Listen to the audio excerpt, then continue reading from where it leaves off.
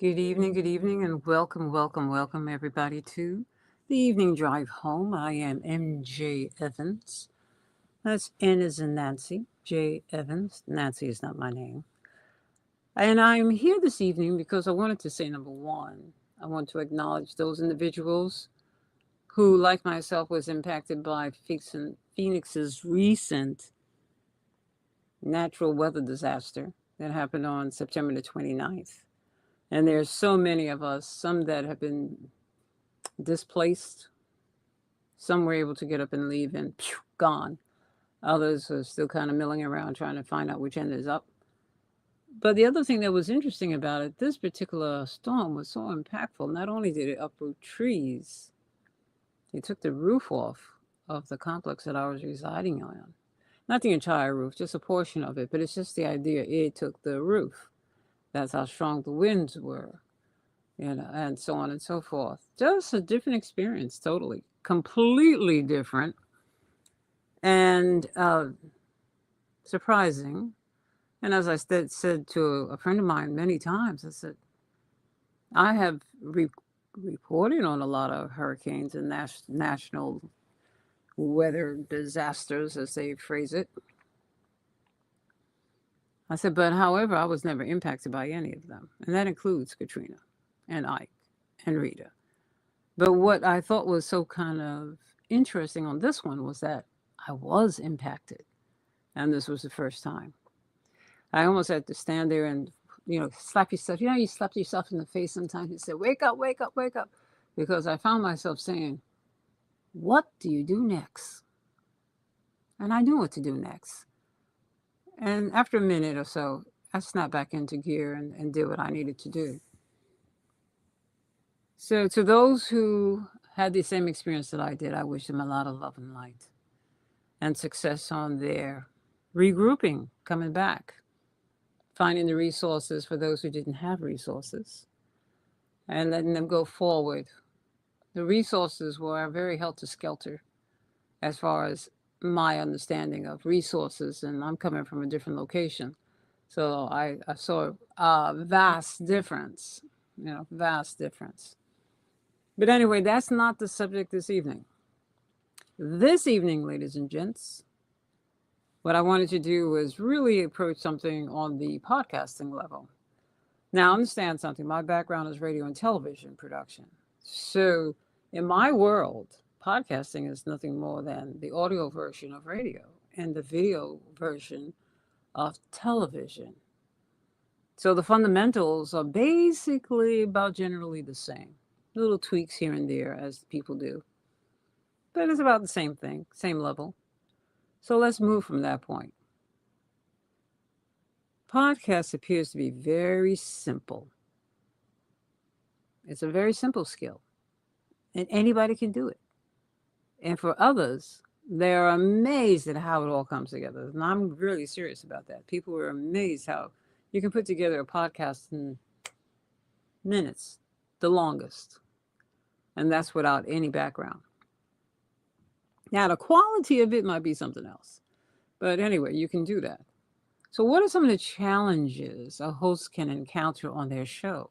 I mean, let's start on the really basic level because there are a lot of challenges if you are not in control and if you don't know what you're really doing. If you don't have really a checklist, then you might have some challenges. Now, we'll go through all of those eventually, but right now, I just wanted to talk about one aspect. The biggest thing is the equipment. What would you do if you have a live show and you're broadcasting from a studio, commercial studio, and all of a sudden you no longer broadcasting, you're no longer streaming, you have no power? What do you do?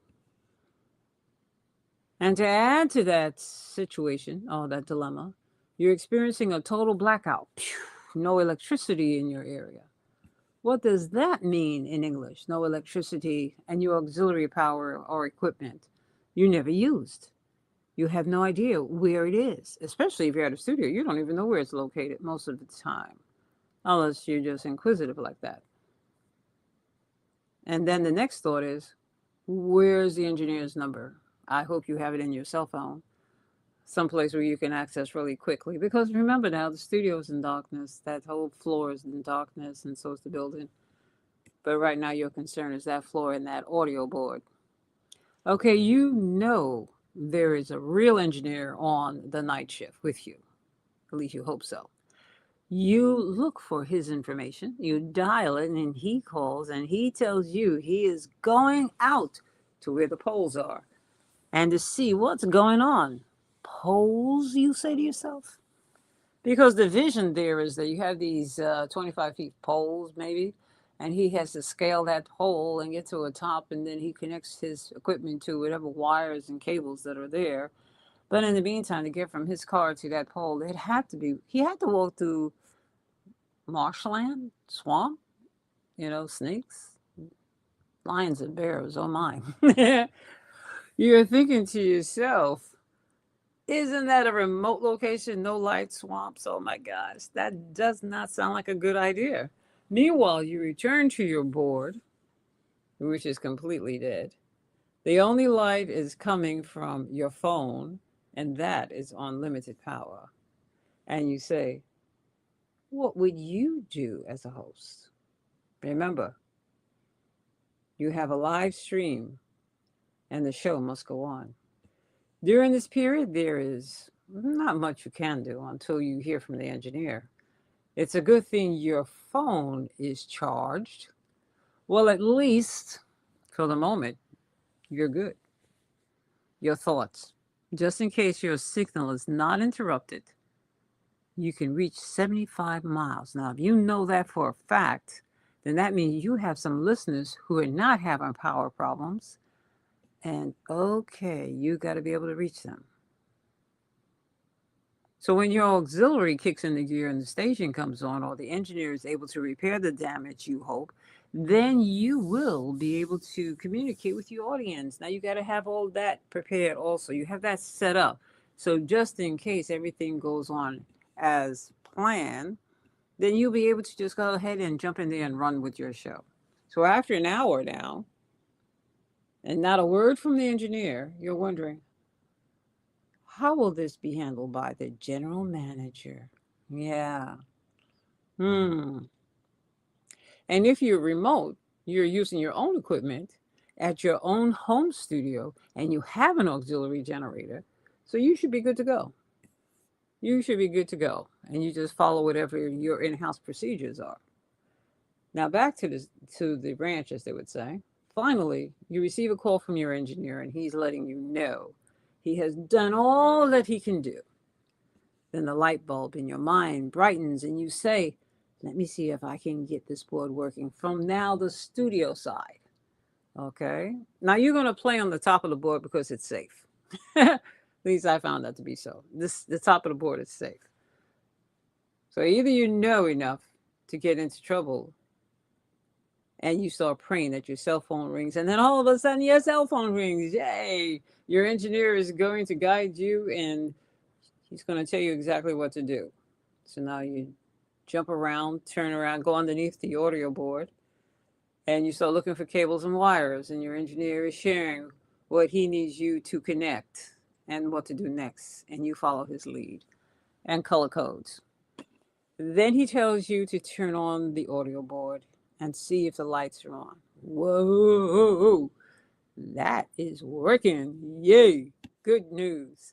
Now we need to see if the broadcast within 25 miles is working. And that will take at least an additional 30 minutes. And you are following instructions again. Then the engineer comes across on the audio board and you know that you're back in business. The engineer, who was an absolute darling, states he would stop by the studio to check the control room board, the control boards, the audio board. And I want you to know that that's something you want them to do, just in case. Anything else could go wrong, just in case. And especially if this is your first time in the boat. Yeah. So you smile because you felt strange being the only person in that building to handle all of this. Another call comes on the phone, and it is the PD, program director, who is speaking to the GM, general manager, and you. You remember now, you have dead time, almost 2 hours of dead time.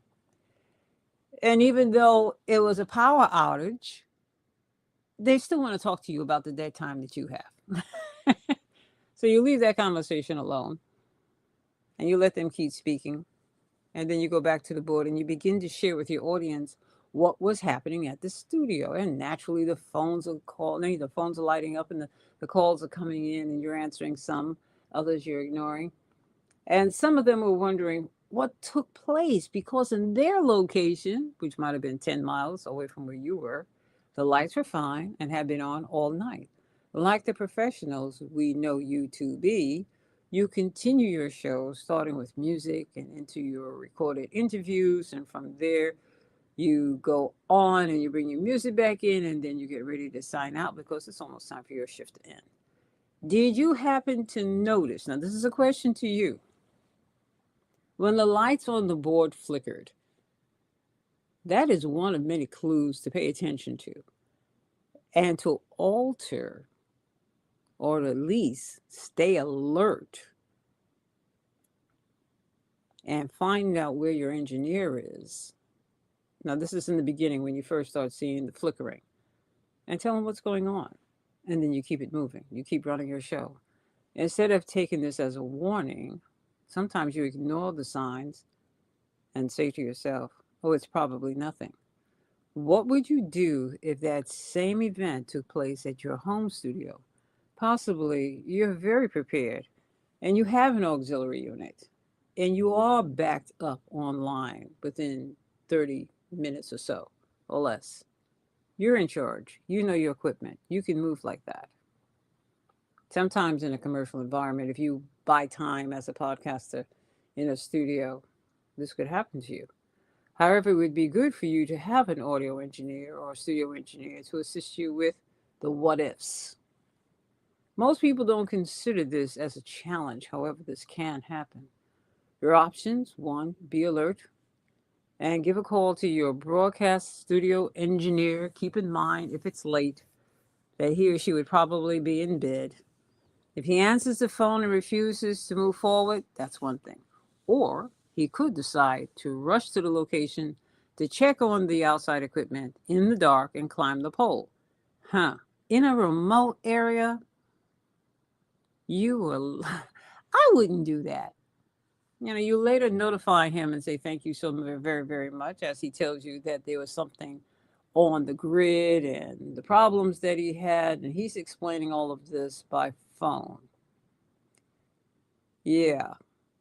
I don't believe this could ever happen to you. If it did happen at a commercial station, I'm sure you would be prepared to some degree to carry it out, right? Well, when this happened to me, I was slightly prepared. And I say slightly because I knew how to handle the audio board. But when you bring me underneath and look at all the wires and stuff, I needed a guide because I was a second class licensed engineer. And I had the capabilities with that particular license to turn on and off the station. But I also needed the knowledge of what was going on with that audio board. And that's where that broadcast engineer, for that first class engineer, because he had a first class license, that's where that came into play. But if you're working from your home, then you automatically have a lot of this in place. You already know how to work your auxiliary stuff, and you can keep it going. And you know how to do these things. And it's really, really advantageous if you do. But if you're working in a studio environment, it's usually these engineers are required to have some kind of first or second class license. So anyway, back to the story. Later that evening, the GM and the PD and my listeners were calling to find out what had happened, as I said before. And it was a great experience. It was a great learning experience for me. And the other thing that I saw, just as clear as day, that it was very important that the show went on. Okay, guys? No dead air. The show has to go on because time is money. And if you're streaming for yourself or online working at a studio, it is still money. And the game is to increase your listeners by running a smooth ship. Now, I would like to see how much you know and would like to invite you to take a 7 question quiz. And I'll click on a link. I'll attach a link in the descriptions so that if you're willing to play my game, you would just go ahead and fill out this quiz. All right. I just want to see what you know. And for those of you who think that you would be the best podcaster in the world, I'd like to just, as I said a minute ago, a couple of times, see what you know. All right. So in that, I say to you, it has been an honor and a pleasure as usual to be in your company. Get home safely. These are interesting times, so remember to create the reality that you truly do desire and watch what you focus on. When you want to just rehash some things that had happened to you that were very negative, release it, let it go. That would be the best thing to do at this time because things are moving so quickly and you don't want to manifest something that you really don't desire. And I wish you the best and safety in all that you do. So remember to create the reality that you truly do desire, not one that you don't, and pay attention to your thoughts and words. And on that note, I'll say it's been an honor and a pleasure. I am NJ Evans, and this is the Evening Drive Home. Until next time, ciao.